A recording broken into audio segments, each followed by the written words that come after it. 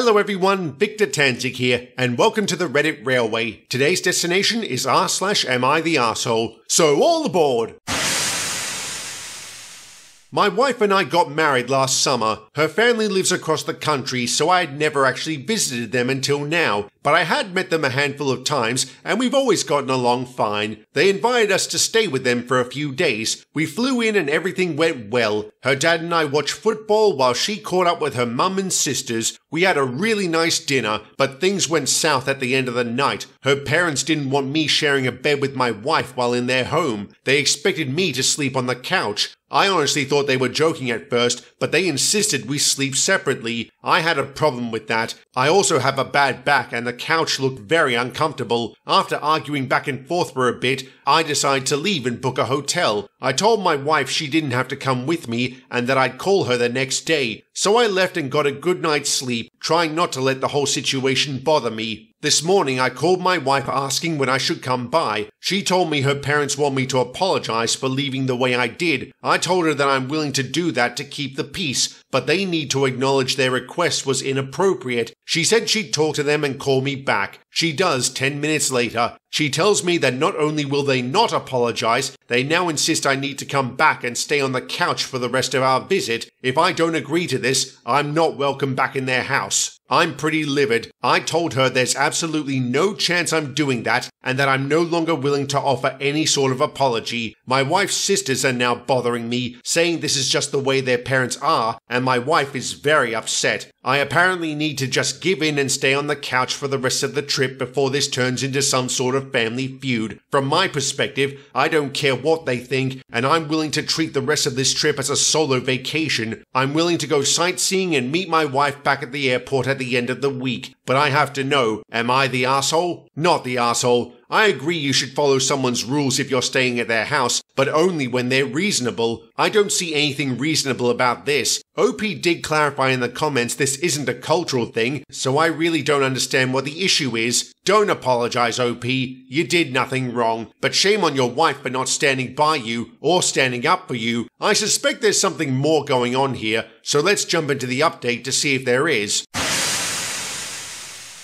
I asked my wife and her sisters to meet me for dinner away from their parents. It was interesting to say the least. After we sat down, I leaned into them a bit about what had happened. I should have specified in the previous post it wasn't so much my wife's parents insisting we sleep separately, it was more her father. I asked my wife if she knew he was going to make this demand. She said no and was surprised he did. She would have expected this if I was still her boyfriend, but I'm not. I then asked all of them if they were okay with how he was acting. They said they weren't, but they know their father, and it's best to just let things like this go. This led to a somewhat uncomfortable conversation about how controlling he can get, how he angers easily when he doesn't get his way, and that he was already throwing a fit over me disrespecting him by leaving. The reason they were all trying to get me to come back and apologize was because he would find some way to make all of them miserable for the rest of the week if I didn't. I told my wife I was really disappointed she didn't side with me when I was clearly in the right. She sort of went quiet. I then asked if they thought this was even about house rules, because it seemed more like their dad was just trying to show me who was in charge. They agreed. I then started to get really mad at how afraid they were of their dad's reaction, so I decided I needed to push back a bit. I know my wife was mainly here to spend time with her sisters since she rarely gets to see them, so I offered to pay for all of us to stay at a beachside hotel an hour away from their parents. They jumped at the idea and said yes. They know their dad is probably going to freak out when they leave, but I think they realized the situation had gotten out of hand and they need to bail. That's where things currently stand. I'm about to check out of my hotel and hit the road for the other one. My wife and her sisters are coming down in a separate car after their parents leave for work. I fully expect their dad to throw a fit when he finds out they left without telling him, but I really don't care. I tried to be the bigger person at every turn, but he pushed this way too far. Yes, he did, and I'm sure he will throw a fit when he comes home and finds his daughters are gone. I feel sorry for his wife, as I'm sure she's going to cop the brunt of it, unless she's on his side, in which case she deserves his wrath. OP should consider his relationship with them destroyed, but I'm willing to bet that doesn't bother him. Hopefully his example will help his wife and her sisters grow a spine to stand up to them in future. If there's one thing bullies fear, it's people who fight back.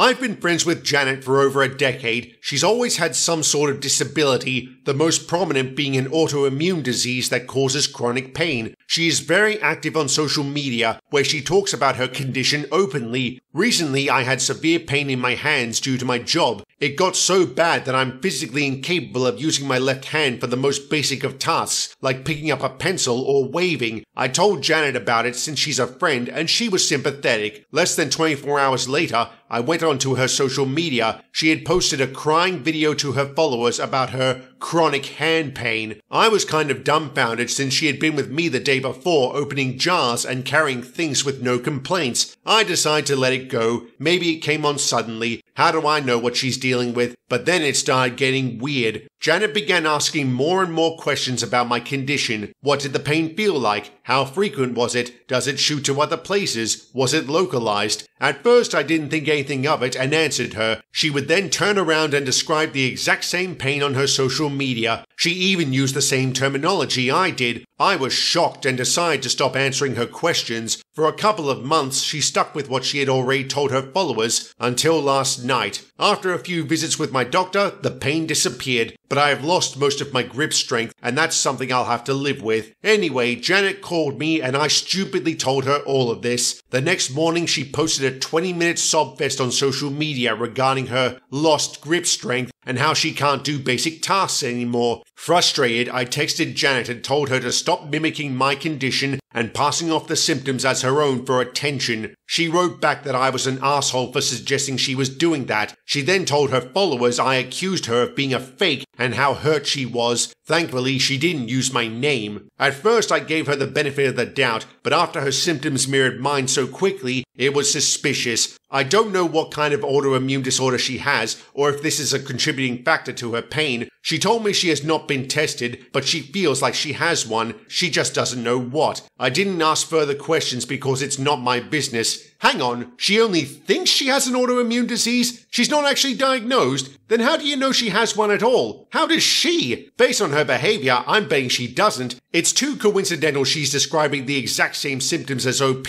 within hours of hearing about them. Sounds like she's faking for social media clout, which is absolutely disgusting. Not the asshole OP.